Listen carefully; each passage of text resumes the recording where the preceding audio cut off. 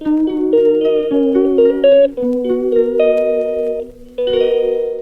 মুনমুন আমি আবার এসে গেছি তোমাদের কাছে। দেখতে পাচ্ছ আমার হাতে ফুলগুলো, বলো তো এগুলো কী ফুল? তো বলি এটা হচ্ছে শাপলা বা শালুক ফুল। দেখতে পাচ্ছ এর ডাঁটা দিয়ে দারুণ একটা তরকারি হয়, রেসিপি হয়, হয়তো তোমরা সবাই বানাও।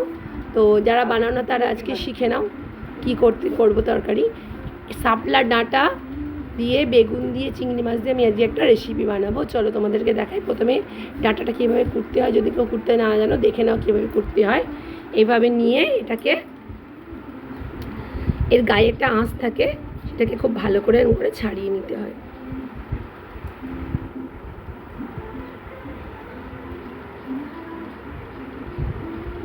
গায়ের আঁশটা ছাড়িয়ে এরকম ছোট ছোট করে পুরোটাকে আমি কেটে নেব।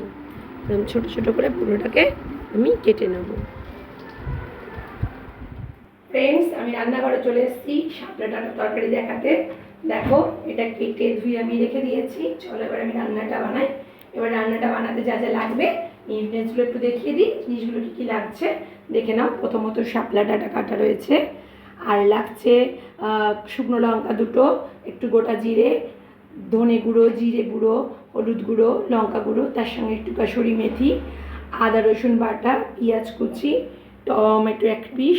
বলেছিলাম চিংড়ি মাছ দিয়ে বানাবো, তাই চিংড়ি মাছটা ভেজে রাখাই আছে। আর বেগুন ডুমো ডুমো করে কেটে বেগুনটা ভেজে রেখেছি। তো চলো রান্নাটা শুরু করার। অবশ্যই তার সঙ্গে লাগছে তেল, নুন, সামান্য পরিমাণ মিষ্টি আর জল। তো চলো রান্নাটা আমি শুরু করছি। দেখো প্রথমে এই কড়াইটাতে আমি চিংড়ি মাছটা আর বেগুনটা ভেজে রেখেছিলাম, তো সেই কড়াইটাতে আমি তরকারিটা বসাবো। আমি গ্যাসটা জ্বেলে নিলাম। এবার এর মধ্যে দিয়ে দেবো, এটা খুব সামান্য তেল লাগবে, কারণ অলরেডি আমার বেগুন আর চিংড়ি মাছ ভাজা আছে। 1 চামচ তেল, কারণ এই তেলটা খুব কম পরিমাণেই লাগে। 1 চামচ, আর এই সামান্য একটুখানি তেল দিলাম।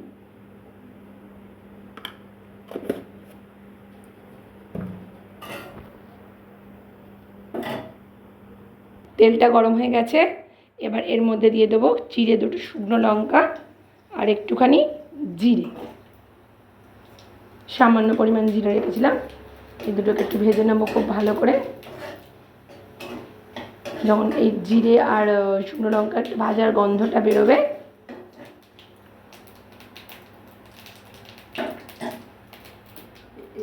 এর মধ্যে দিয়ে দিচ্ছি পেঁয়াজ কুচিটা। দেখো পেঁয়াজটা ভাজা ভাজা হয়ে এসছে। এবার এর মধ্যে আমি শাপলা ডাঁটাগুলো দিয়ে দেবো, কারণ এগুলো একটু প্রথমে ভাজতে লাগবে, এগুলো তো সিদ্ধ করা নয়।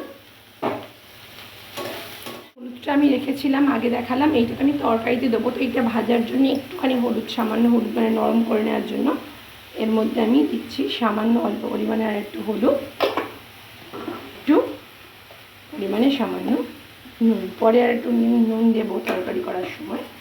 দেখো সামান্য হলুদ আর নুন দিয়ে এটাকে ভালো করে নিয়ে নেবো।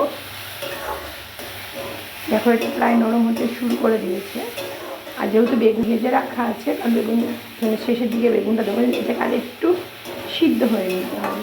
তো এটাকে নুন হলুদ দিয়ে আমি এটাকে চাপা দিয়ে দেবো।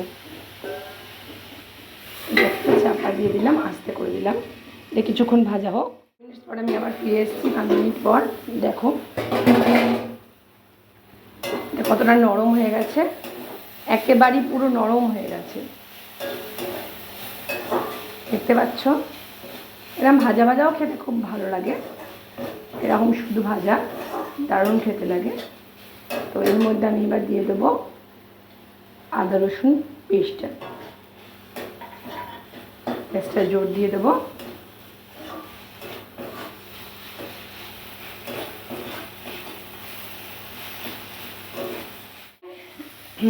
ভালো করে রসুনটা মিশে গেছে, আদা রসুনটা। এবার এর মধ্যে দিয়ে দেবো আমি বেগুনগুলো, আর এই যে সমস্ত মশলাগুলো রাখা আছে, এই মশলাগুলোকে আমি কী করব, একটা বাটির মধ্যে নিয়ে নেব। আমি আদা রসুনের বাটিটার মধ্যে নিয়ে নিলাম। এর মধ্যে সামান্য জল দিয়ে দেবো। জল দিয়ে মশলাটাকে এটাকে এরকম করে মিশিয়ে নেব, নিয়ে এটা কড়াইয়ের মধ্যে দিয়ে দেবো।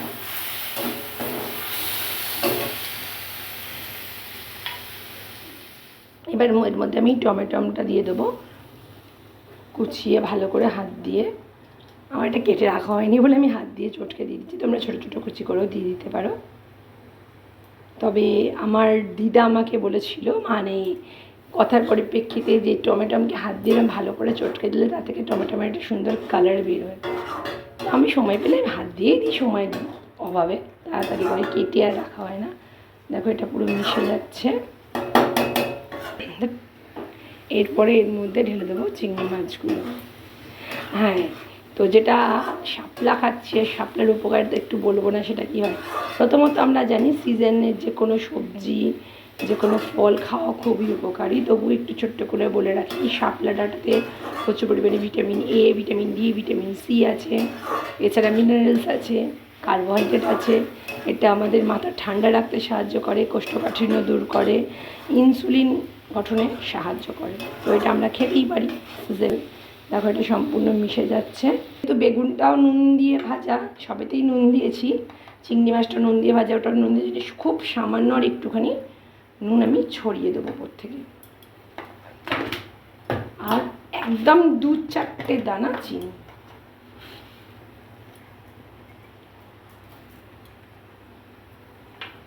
এবার এটাকে খুব ভালো করে মিশিয়ে নেবো। হ্যাঁ, এর মধ্যে আরেকটা জিনিসও পাওয়া যায়, সেটা হচ্ছে ক্যালসিয়াম। ক্যালসিয়াম আজকাল আমরা একদমই খাই না, মেয়েদের ক্ষেত্রে অথচ মানে প্রত্যেকটা নারীর ক্ষেত্রে, সে একদম ইনবর্ন থেকে আপ টু সে যতদিন বাঁচবে, প্রত্যেকটা মহিলাদের ক্ষেত্রে কিন্তু ক্যালসিয়ামটা খুব খুব জরুরি। ক্যালসিয়াম আর আয়রন, এই দুটো কিন্তু আমাদের জন্য প্রচণ্ড জরুরি উপাদান দুটো। অবশ্যই আমাদের রাখানো। এর থেকেই আমরা এই যে অল্প বয়সে কোমরের যন্ত্রণা, পায়ের যন্ত্রণা, মানে বিভিন্ন ধরনের অসুখে আমরা মহিলারা ভুগি। তো তার জন্য কিন্তু ওই ক্যালসিয়াম আর আয়রন অবশ্যই দরকার হয়। তো এর থেকে প্রচুর পরিমাণে ক্যালসিয়াম, আয়রন পাওয়া যায়, অ্যান্টিঅক্সিডেন্ট পাওয়া যায়। এটা আমরা যে কেউ, মহিলা পুরুষ যে কেউ আমরা খেতে পারি। তো মহিলাদের ক্ষেত্রে বিশেষত আমি বললাম। এবার এর মধ্যে অল্প করে আমি একটু খুব সামান্য জল দিয়ে দিলাম, একদম সামান্য জল, কারণ যেহেতু এটা মাখা মাখাই হবে।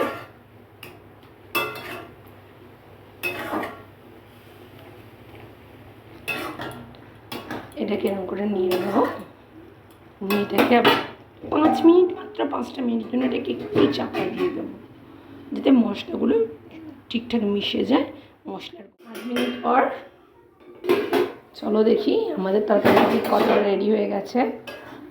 দেখো এটা অলমোস্ট রেডি। গরম গরম ভাতের সঙ্গে দারুণ খেতে লাগে। তোমরাও বন্ধুরা যারা বাড়িতে রান্না করো শাপলা ডাঁটা, আমাকে অবশ্যই জানিও তোমরা কীভাবে রান্না করো, বা তোমরাও চাইলে আমি ভিডিও করে ছাড়তে পারো। তা আমারটাও দেখছো, আর যারা রান্না করতে জানো না, কোনো দিনও খাওনি, অবশ্যই বাজার থেকে দেখলে একবার কিনে নিয়ে আনতে, এইভাবে রান্না করে খেয়ে দেখো, বা বললাম ভাজাও করে খেতে পারো, খেয়ে দেখো। ওই আমি যে কটা শাপলা ডাঁটা নিয়েছিলাম না, ওটার দাম মাত্র 10 টাকা। তো আমরা খেতেই পারি এনে বানিয়ে, যেটা আমাদের এটা এত উপকারী জিনিস একটা। আমাদের সব সবজি উপকারী, প্রত্যেকটা সবজির মধ্যে নিজস্ব গুণে সমৃদ্ধ। আমাদের ভারতবর্ষ এই জন্যই সমৃদ্ধ যে আমরা সবজির ওপর নির্ভর করে থাকি। বলো, আমি আরেকবার নেড়ে দিই। এটা হয়ে গেছে, একদম এরকম গ্রেভি গ্রেভি এটা থাকবে। গ্যাসটা আমি অফ করলাম। চলো মধ্যে সার্ভ করে নেবো।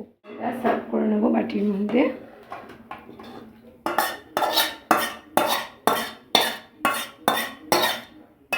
তো রেডি চিংড়ি, শাপলা, বেগুন তরকারি, চচ্চড়ি বলবো, তরকারি বলবো না। তো সবাই বাড়িতে রান্না করো, করে বলো কেমন খেতে হয়েছে। আর আমারটা যদি ভালো লাগে দেখে, ভিডিওটা দেখে, তো অবশ্যই একটা লাইক দিও, তার সঙ্গে সঙ্গে কমেন্ট করো এবং অনেক বেশি বেশি শেয়ার করো, যাতে যারা রান্না করতে জানে না তারা অন্তত দেখে রান্নাটা করতে পারে এবং সিজনের একটা সবজি তারা খেতে পারে। আর চ্যানেলে নতুন হয়ে থাকলে অবশ্যই আমাকে ফলো করো, আরও এরকম নানা ধরনের রান্না দেখতে।